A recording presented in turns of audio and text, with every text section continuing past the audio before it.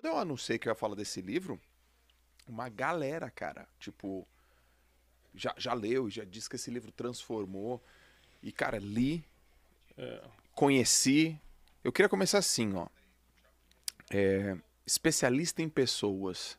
Teoricamente, a gente já não deveria ser especialista em pessoas, cara? esse livro nasceu, eu tava morando em Orlando, inclusive foi onde a gente se conheceu anos atrás, Sim. e eu comecei Você tá me ouvindo? Você tá me Tô ouvindo? te ouvindo bem, tô te ouvindo bem. Eu não tô ouvindo o Brunet, tá? Não. Então vai. E aí eu comecei a estudar mais sobre o mundo digital, porque eu morando lá, eu não queria ficar viajando muito pro Brasil. Então eu falei, cara, vou entender mais do mundo digital para poder trabalhar na internet. Foi aí que o termo especialista saltou. Eu comecei assim, ver as mentorias mais top de marketing digital, todo mundo fala, mas você tem que ser especialista. É. Mas você tem que ser expert em alguma coisa, mas você tem que ter o tema central e tal. Falei, caramba, a gente paga curso para se especializar em finanças, se especializa em inteligência emocional, se especializa em não sei o quê, se especializa em um monte de coisa, engenharia, especializa dentro da medicina, né? O cara vai pro cirurgião, vai pro não sei o quê.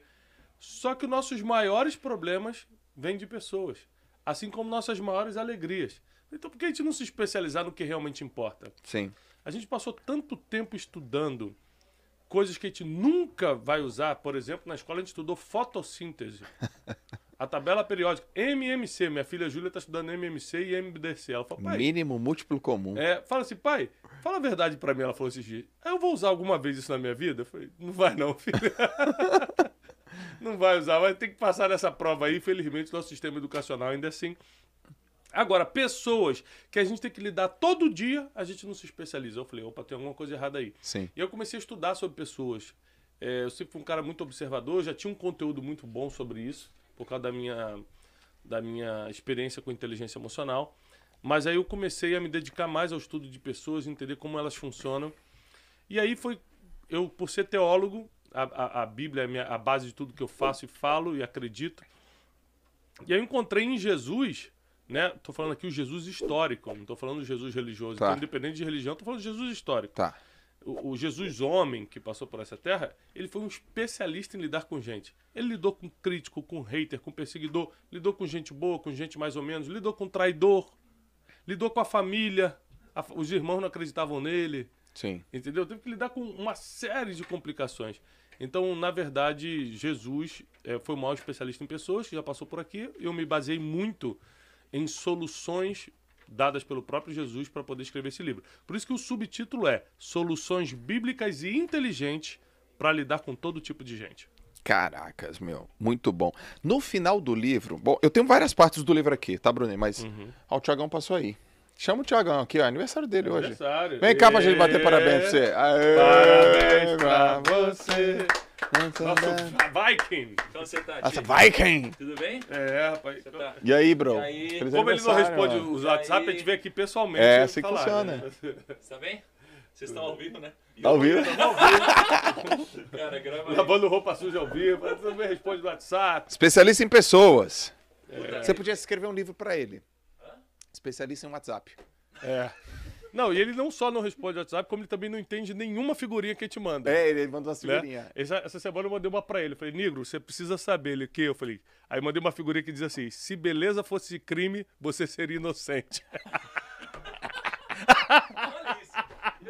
Eu não sei nem como responder. Aí ele nem responde. Eu falei, já não responde WhatsApp. Você não tem uns stickerzinhos? Figurinha assim? que ele não entende, aí é Eu pior tô ainda. imunindo de vários. Tô cheio de stickers. Prepara aí que... É, né? Valeu, Valeu, Negro. Thiagão. Caraca, velho. Muito bom. Ó, galera, do YouTube, manda mensagem lá pro Thiagão, hein, cara. Aniversário dele hoje. 31 anos. Parece que o cara tem... Parece que tem quantos 50. anos, o Thiago? Gui? Acho que uns 30, né? Ah, Gui. É, Vai falar outra querendo coisa. garantir o emprego. Vai né? querendo garantir, né? Mas então, ó. Eu fiz algumas anotações e eu quero começar na página 7 da tua introdução. Você começa assim, ó. Eu invisto em pessoas diariamente, mas nunca espero algo em troca. Por quê? Ó, por causa da seguinte frase que eu coloco aí. Porque quando você investe em bolsa de valores, você precisa esperar um retorno. Pô, não vou botar dinheiro na bolsa se não é pra ganhar. Mas quando se trata de pessoas, essa expectativa pode te afundar no mar de decepção. Certo. Então, como é que você equilibra a decepção com as pessoas? Só tem um jeito, diminuindo o grau de expectativa. Então, se eu vou te ajudar esperando que você me ajude da mesma medida, eu já dei um passo rumo à frustração, porque é muito capaz que por mais que você tente me retribuir, você não retribua da forma que eu criei a expectativa, e aí eu começo a ficar contra você. Você nunca me fez mal, eu começo o João não é um cara sério não, pô. Ajudei ele nem me... Mas na sua cabeça você me ajudou. Ou na sua cabeça eu fiz pra te ajudar e não tô esperando nada em troca, porque eu sou um cara espiritualizado, mas na minha cabeça eu criei a expectativa de receber algo em troca. Sim. Com certeza ele vai me mencionar na próxima live. Aí tu não fala de mim na próxima live? Eu falei, que isso, cara? Eu mencionei ele na live, como é que ele não me mencionou? Sim. Esse tipo de expectativa o ser humano cria demais e por isso se decepciona demais também. Porra. Cara, muito top. Aí tem várias coisas aqui, ó. Porém, é preciso que a nossa mente e nosso coração estejam vacinados contra as epidemias emocionais do mundo real. O que Cara, seriam essas epidemias? Então, vamos lá. Essa parte do mundo real e do mundo ideal Isso. foi uma das coisas que mais colou desse livro. Tá. Eu estava em casa quando eu comecei a escrever esse livro, demorei 1 ano e 2 meses para escrevê-lo. E você escreveu no mundo todo, né? Que tem uma passagem aqui que você fala, enquanto eu escrevo esse livro, Exatamente. eu tô em outro país. Eu aproveitava as viagens, escrevia no avião, mas basicamente eu acordava todo dia às 5 horas da manhã, porque é o seguinte, na vida da América, a gente fazia tudo. O do yourself é muito forte lá, faça você mesmo, né? Sim. Então, eu acordava as crianças às 7 horas da manhã, enquanto Janine arrumava a parte de mochila para eles saírem, são 4 filhos, né? Eu ia fazendo café da manhã e levava numa minivan que eu tinha, levava eles para a escola. Sim. Então era só o dia me consumia tanto, basicamente eu sendo dono de casa, né, ficava em casa e vinha uma vez por mês para o Brasil para trabalhar e tal, que eu resolvi acordar mais cedo para escrever. Falei, cara, eu não estou produzindo o que eu poderia produzir. Eu acordava às 6 e pouca já para começar a cuidar das crianças, comecei a acordar às 5 todo dia. Certo. Que era uma coisa que eu sempre odiei, acordar cedo. Comecei a acordar às 5 horas da manhã todo dia e descobri 2 coisas importantes. Primeiro, que silêncio. Era inspirador. Segundo, eu escrevia numa parte da casa que dava fundos para um lago e onde nascia o sol. Então, todo dia eu via o nascer do sol. Uau. Aí eu descobri que imagem importa, ambiente importa. Sim. Não é só o horário da quietude, mas também o ambiente. Cara, e aí eu fiquei simplesmente 13 meses sentado escrevendo esse livro todo dia. Quando caiu a ficha do mundo real, mundo ideal, para mim foi uma das melhores partes, porque eu expliquei o seguinte, ó. No mundo ideal, que foi apresentado por Jesus, as pessoas perdoam 70 vezes 7.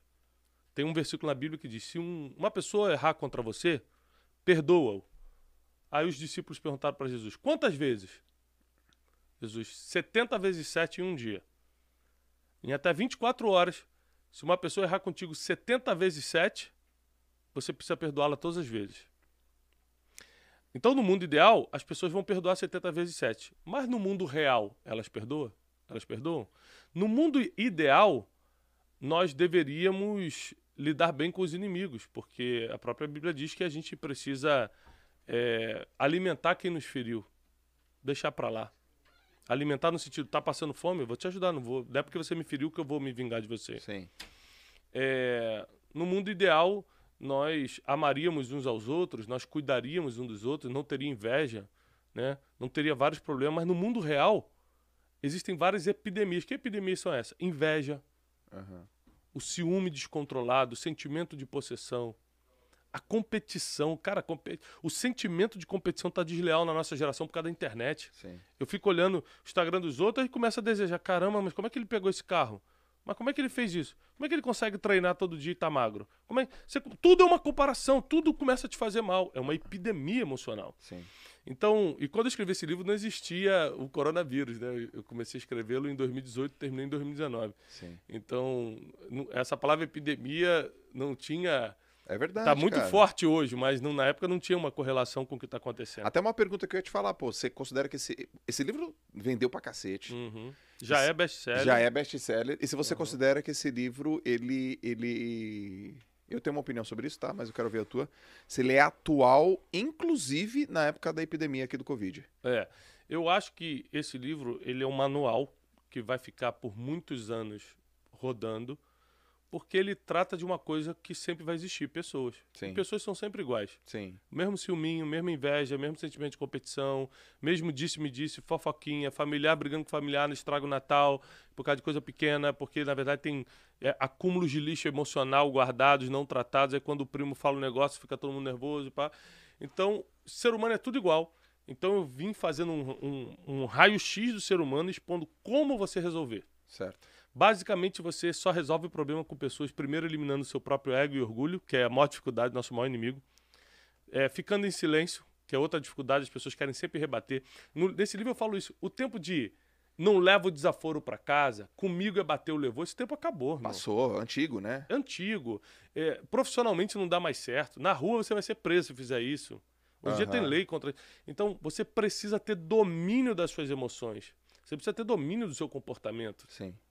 Porque o seu talento, cara, ele pode te colocar em muitas mesas estratégicas, mas só o comportamento te mantém lá. Perfeito. Se você der uma desviada no seu comportamento, não importa o nível do seu talento, ninguém quer você perto mais.